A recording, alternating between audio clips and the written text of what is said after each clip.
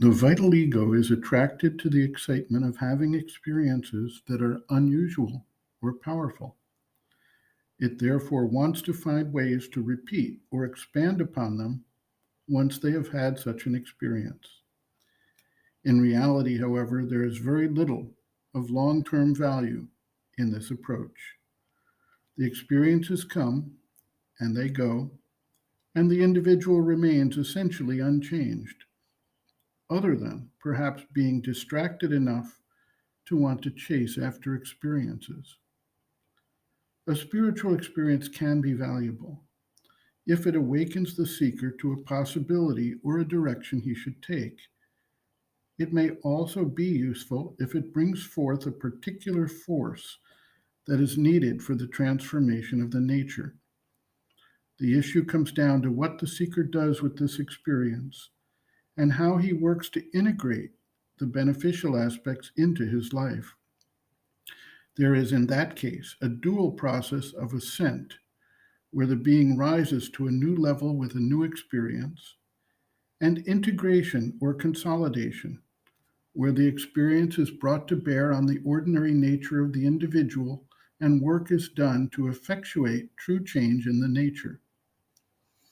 Sri Aurobindo declares in his epic poem, Savitri, a Legend and a Symbol, quote, "A moment sees the ages toil to express," end quote. It is like that. The experience, the vision, the spiritual force comes and presents itself before the seeker. This momentary experience must then be converted and implemented to change the mind, the life energy, and even the physical body. The implementation process is not generally fast or easy, requiring considerable effort over time, bolstered by patience and perseverance, and grounded in peace and certitude of the eventual success. This certitude is inherent in the soul, the psychic being, and informs its aspiration. Sri Aurobindo writes, quote, "Merely to have experiences of the higher consciousness will not change the nature.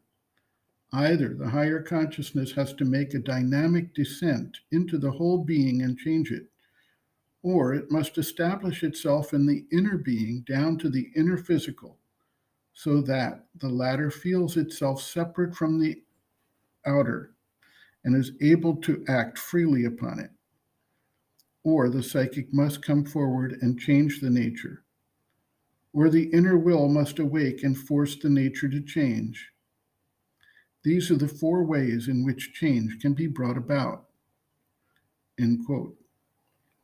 Reference, Sri Aurobindo and the Mother, Growing Within, The Psychology of Inner Development, Chapter 7, Growth of Consciousness, Inner Experiences, pages 137 to 138.